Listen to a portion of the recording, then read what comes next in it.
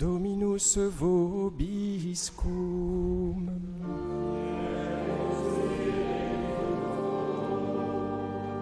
Sequentia Sancti Evangelii secundum Marcum.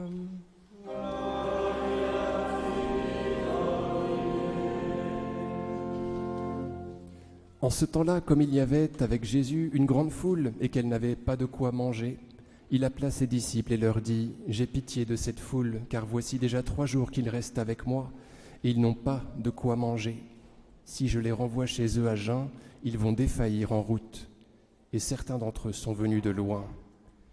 Ses disciples lui répondirent : « Où pourra-t-on ici, au désert, prendre du pain pour les rassasier ?»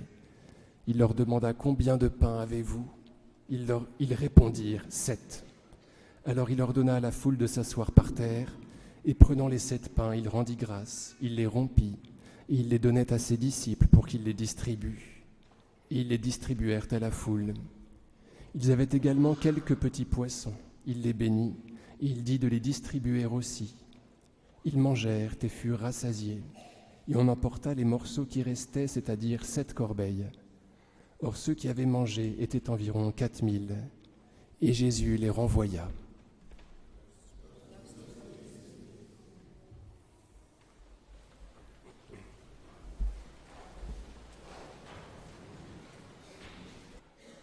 Au nom du Père et du Fils et du Saint-Esprit, ainsi soit-il. Chers amis, le Seigneur Jésus fait la 2e multiplication des pains. Il en fait 2. La première est pour ses frères juifs, la 2e est pour le monde entier. Bien évidemment que quand il donne le pain, étant donné, vous savez, qu'il le prend, qu'il rend grâce, qu'il le rompt, qu'il le donne, bien évidemment qu'il préfigure le don qu'il fera de lui-même en pain de vie éternelle. Il nourrit tout d'abord les Juifs, et cela nous est indiqué par les chiffres de la première multiplication des pains. Combien de pains avez-vous ? 5. Et cela nous fait penser aux 5 premiers livres de l'Écriture sainte qui constituent la Torah ou le Pentateuque. Ensuite, le Seigneur Jésus demande que le troupeau qu'il a devant lui, qu'il vient de prêcher, se regroupe en groupes de 50 et de 100 personnes. Or, Moïse, c'est en des groupes de telle quantité qu'il avait regroupé les Hébreux lors de leur pérégrination vers la terre promise. C'est au chapitre 18 du livre de l'Exode. Vous voyez, dans la première multiplication des pains, il y a le chiffre 5, il y a ces 2 chiffres-là, 50 et 100, qui sont des chiffres juifs, si vous voulez. Et puis après, je ne sais pas si vous vous souvenez, des pains qu'il reste, il y a 12 couffins. Et cela, bien évidemment, renvoie aux 12 tribus d'Israël. Là, nous sommes dans la 2e multiplication des pains qui est pour la terre entière. Combien de pains avez-vous ? 7. Chiffre de plénitude, chiffre d'universalité.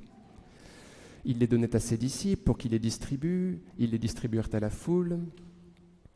Ils furent rassasiés. On emporta les morceaux qui restaient, c'est-à-dire 7 corbeilles. Encore une fois, vous voyez.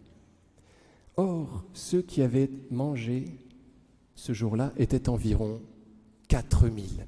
Et le chiffre 4 nous fait penser aux 4 points cardinaux. Le Seigneur Jésus veut nourrir aussi toute l'humanité. Il veut que les hommes soient sauvés. Seulement, bonne charité commence par soi-même. Charité bien ordonnée commence par soi-même. Donc il commence par soigner ses frères et ensuite il va vers le monde.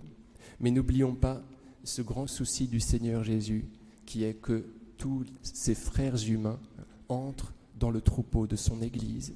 Il faudrait que ce souci soit le nôtre. Demandons-lui d'élargir notre cœur aux intentions du monde.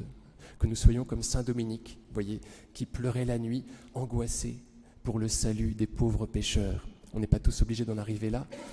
Il était frère prêcheur, c'était son rôle, vous voyez, que d'entrer dans ces états. Cependant, il faudrait que, comme le Seigneur Jésus, nous voulions nourrir la terre avec le Christ, avec nous-mêmes. Le Seigneur est capable de convertir n'importe qui, même les pires crapules. Il veut faire entrer tout le monde dans son troupeau. Quand on voit quelqu'un pour lequel on a dans le cœur une condamnation ou un esprit de jugement, alors prions le Seigneur pour que cela soit remplacé par de la miséricorde. Et alors c'est la paix pour notre cœur. On doit pouvoir aimer tous les hommes. C'est le Seigneur qui nous le demande. Je pense à Alessandro Serenelli, le meurtrier, l'assassin de la petite Maria Goretti que nous fêtions il y a 3 jours, pardon. Elle est fêtée le 6 juillet. C'est une martyre de la pureté. Il y en a plein des martyrs de la pureté, ce sont des filles. La plupart sont italiennes parce que les Italiens prennent un malin plaisir à faire canoniser leurs filles. Ils ont bien raison. Les cheftaines de file de ces filles-là étant bien sûr Sainte Barbe, Sainte Agnès, Sainte Agathe, etc. Maria Goretti, elle périt en 1902, le 6 juillet. La veille, elle avait reçu de la part d'Alessandro Serenelli beaucoup de coups d'haleine au niveau de son buste parce qu'elle avait résisté aux avances de cet Alessandro. Il a attendu que tout le monde soit parti au champ pour tenter de requérir charnellement cette pauvre fille qui lui résiste, et donc il la frappe. On revient des champs parce qu'attiré par les cris, et on appréhende Alessandro, et on conduit Maria à l'hôpital de Nettuno, au sud de Rome. Il y a aujourd'hui une basilique qu'on peut visiter. Dans la crypte, il y a la table d'opération où le chirurgien a essayé de la sauver en vain. Et très curieusement, très admirablement, cette table d'opération a la forme d'un autel. C'est très curieux, on dirait vraiment un autel d'église. Elle va mourir donc le lendemain, le 6 juillet 1902, d'une septicémie. En disant « Pour Jésus, je pardonne à Alessandro et je voudrais qu'il soit avec moi en paradis. » Et Alessandro va prendre 30 ans. Il échappe à la perpétuité parce qu'il est mineur. Il n'a que 20 ans. Il va pendant 3 années être une bête féroce, une bête sauvage en prison. Être très violent jusqu'au jour, après 3 ans de prison, où Maria lui apparaît en songe. Et elle place entre ses bras, contre son buste, plein de lys, vous savez, fleurs, symbole de pureté. Et ces lys deviennent flammes. Il se demande un petit peu ce qui lui arrive. Il se réveille, vous voyez, avec un bon goût dans l'âme.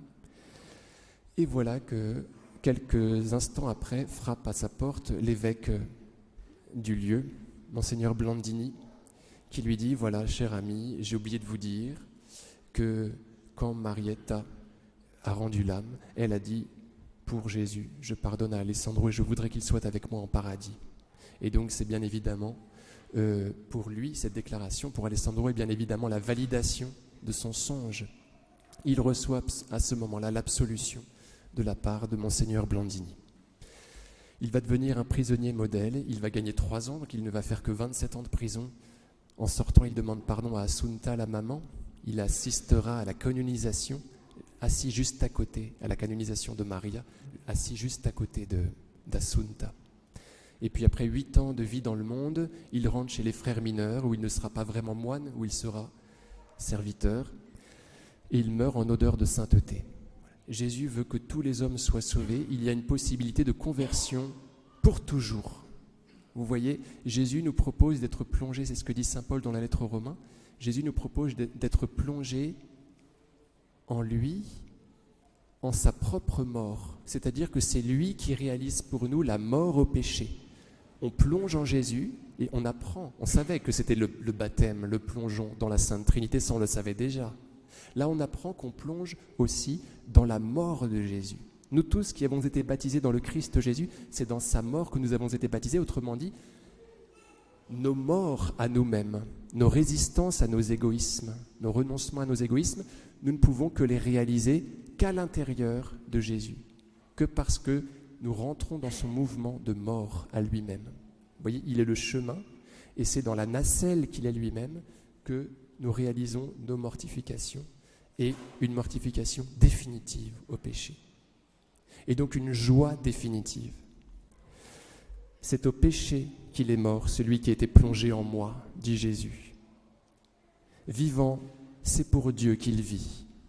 Vous voyez, on plonge en Jésus, c'est dans sa mort qu'on plonge, c'est-à-dire dans son propre sacrifice qui inspire le nôtre, qui fait que le nôtre peut se produire. Alors, il faut prier pour nos frères humains, pour les conversions définitives. Je vous lis pour conclure ce qu'écrit Alessandro. 8 ans avant de mourir, il écrit un testament qui est très beau. Un peu terrifiant, mais très beau. Je suis âgé de presque 80 ans et ma journée va bientôt se terminer. Si je jette un regard sur mon passé, je reconnais que dans ma première jeunesse, j'ai pris un mauvais chemin, celui du mal, qui m'a conduit à la ruine.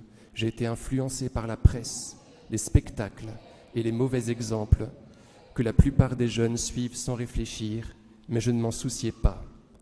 J'avais auprès de moi des personnes croyantes et pratiquantes, mais je ne faisais pas attention à elles, aveuglé par une force brutale qui me poussait sur une route mauvaise. À 20 ans, j'ai commis un crime passionnel, dont le seul souvenir me fait encore frémir aujourd'hui. Marie Goretti, qui est aujourd'hui une sainte, a été le bon ange que la Providence avait mis devant mes pas. Dans mon cœur, j'ai encore l'impression de ses paroles de reproche et de pardon. Elle a prié pour moi, intercédé pour moi, son assassin. 30 ans de prison ont suivi. Si je n'avais pas été mineur, j'aurais été condamné à vie. J'ai accepté la sentence méritée. J'ai expié ma faute avec résignation. Marie a été vraiment ma lumière, ma protectrice. Avec son aide, j'ai acquis un bon comportement et j'ai cherché à vivre de façon honnête lorsque la société m'a accepté à nouveau parmi ses membres. Avec une charité séraphique, les fils de Saint François, les frères mineurs capucins des Marches, m'ont accueilli parmi eux, non comme un serviteur, mais comme un frère. C'est avec eux que je vis depuis 1936. Et maintenant, j'attends avec sérénité le moment où je serai admis à la vision de Dieu, où j'embrasserai de nouveau ceux qui me sont chers, où je serai près de mon ange gardien et de sa chère maman, Assunta. Puissent ceux qui liront ma lettre en tirer l'heureuse leçon de fuir dès l'enfance le mal et de suivre le bien. Qu'ils pensent que la religion, avec ses préceptes, n'est pas une chose dont on puisse se passer, mais qu'elle est le vrai réconfort, la seule voie sûre dans toutes les circonstances, même les plus douloureuses de la vie. Pace e bene, Alessandro Serenelli, testament autographe, 5 mai 1961.